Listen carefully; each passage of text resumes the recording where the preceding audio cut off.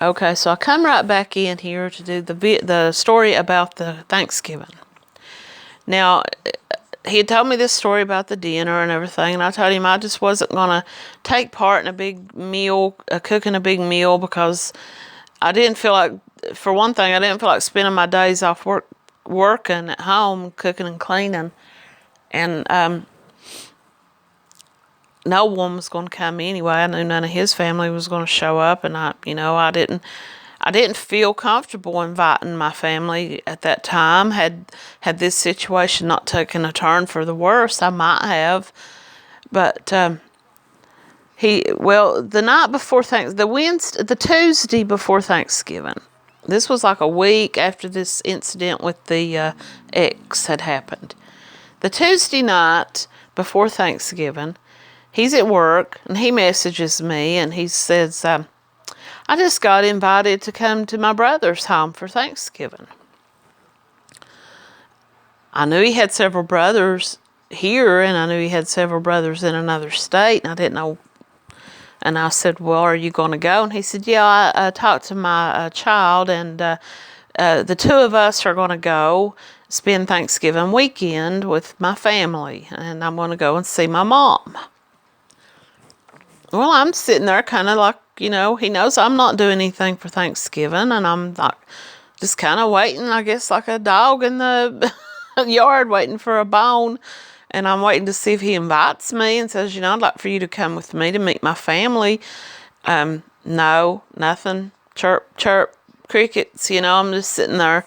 He's like, yeah, I think it'll be good for me and my kid to get away together alone for the weekend and really talk things through. And I'm hoping to convince them to give you another shot, and that maybe we can just all, put all this behind us, and it'll be good for me to see my family, and it might not hurt you to spend a little time with yours. And he's just more or less giving me the brush off of Thanksgiving dinner, go, eat at the soup kitchen or wherever you can find a meal, because I don't want you around. And so I just, I'm like, okay. I really never believed for 1 minute that he was going to see his family in this other state. It was about a 5 or 6 hour drive, and and he's like, well, I'm going up there tomorrow. I don't have to work tomorrow night. That would have been Wednesday. I'm leaving tomorrow afternoon, and I'll be back probably Sunday, maybe Saturday, but probably not until Sunday. I'll get in touch with you when I get back. So he's more or less just telling me, don't bother me all weekend. Don't, text me or call me, or don't, I'll get back with you.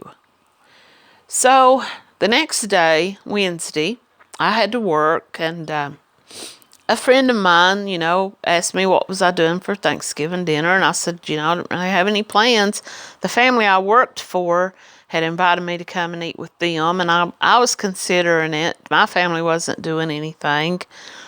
And I even really just considered just going off somewhere by myself and just spending the day alone and, hiding out somewhere. But I ended up going and having dinner with a friend of mine who was actually related to this man. And I didn't do that because of him. I didn't do that because I was trying to find out anything. I did it because she and I had been friends for years before he was ever a thought in my mind. And I'd spent a lot of time with her and her family over the years, and in their home. And so she invited me, and I went. And she even invited my ex because they were good friends. And so it goes on. Thanksgiving Day, I didn't speak to the narcissist that day at all.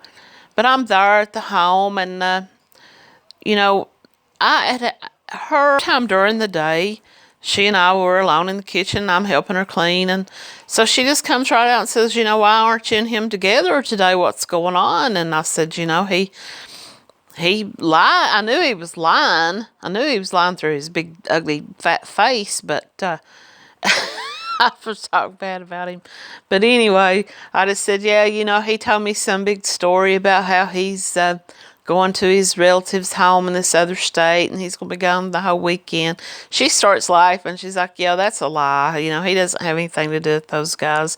They don't fool with him. And I said, yeah, you know, I knew it was a lie. I knew he was making it up. And I said, you know, I don't know where he went. He's probably with the other woman, and that's fine because you know, this week I'm packing the rest of my stuff up and leaving. And I said, I'm not, you know, I'm done. I'm done with being lied to. I'm done with being mistreated and made a fool out of. And I'm standing there in her kitchen feeling like the biggest fool in town. And I'm wondering, you know, did she invite me there just to find this stuff out? But she was a good friend, so I would have told her anyway. But the day comes to an end, and after dinner, I go and I walk. I get my walk in on the trails, and I'm there for about 2 hours, and go back to my parents' home, and I'm driving up the road. And like I said in previous videos, I wasn't trying to stalk this guy out or nothing. You have to go past his house.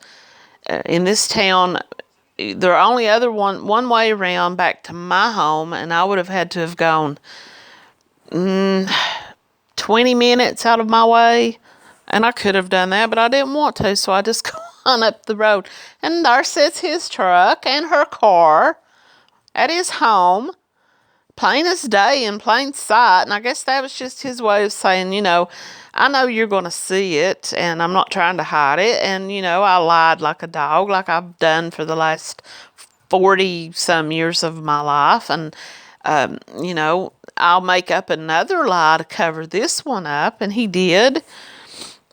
So that night, let's see, it might have been the next day, I get out and I go somewhere with a friend of mine. We go to a flea market, and we get out of the house. We spend the day just, you know, out and about. And sometime around 3 or 4 o'clock that afternoon, he starts texting me after he had told me, I'll get in touch with you when I get back. Well, I guess he was back, because this 6-hour drive that he was supposed to take, he must have went straight there and back, but he never really went.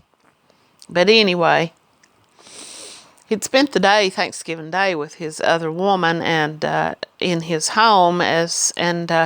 So that night, and I know this was done for my benefit. It might have been the next night, but I know this was done for my benefit. I knew it was a clear message to me. A friend of mine was mutual friends with this woman, and she messages me, and she says, I just got the strangest message. Now, she knew very little about me and this guy. She knew that me and the ex had split up and weren't seeing each other anymore. And she might have known that I was seeing this guy just from the rumor mill around town. But she messages me, and we weren't close friends. We weren't the type of friends that get out and hang together. So I knew that it was done because we were a mutual friend on Facebook. So she messages me, and she says, I just got this strange message from the woman. I won't say their name. And she says she messages me up. They used to work together. She's like, you know, she's just talking about work, and she's asking me if I'm working and where I'm working at, and just things about work and stuff, the type of job that they do.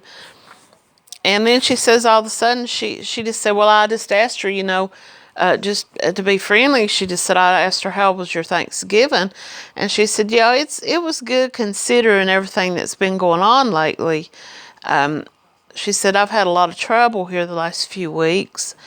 And she said, me and Narso, I'll call him. She said, me and Narso are trying to work things out and get back together. And so we spent Thanksgiving together. And I think probably we're going to move back in together. And I knew this was done for my benefit. I knew it, and I'm like, okay, that's the message to me, that it, you know, whether he knew she's seen it, and he probably did, he was probably sitting there telling her, message that person because they know each other, and she'll run and tell her. And that's the way that 12-year-old, 13-year-old girls act in junior high school, and that's about where his brain is frozen in time.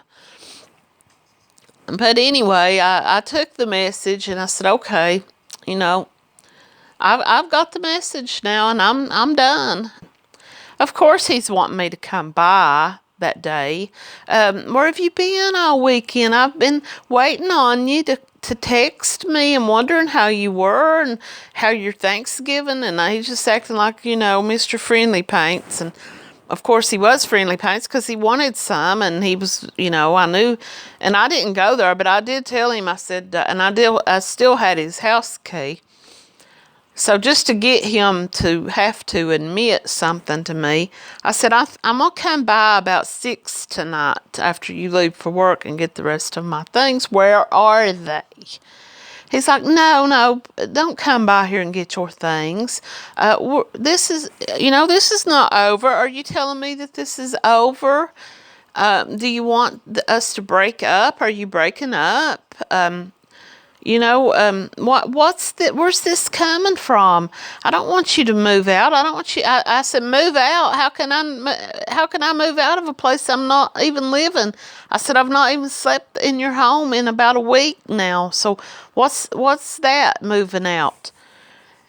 Well, come by tomorrow evening. Don't come down here tonight, Meg. Give it a day to think about it, and don't come here tonight and you're upset and you're not thinking, and just take the rest of the day and tomorrow to think about it. Maybe by then you'll calm down and come by and see me this evening when you get off work. And, I'm like, yeah, I can't. I've got something to do after work and I can't come by there. That's why I was going to come by later. He's like, well, just don't come by here tonight. And he's doing everything in the world, trying to make it like he doesn't want to break up. But really, he just didn't want me to come there that night because he knew that she would be there. And there'd be, so the next evening, and he thinks that I'm showing up at about 4 o'clock. But instead, I left work early the next day. And I show up at his house at around 3 o'clock. And I walk up and I knock on the back door, and he's sitting in there he's already getting ready for work. And he's like, well, what are you doing here early? I didn't think you'd be here till after 4 o'clock.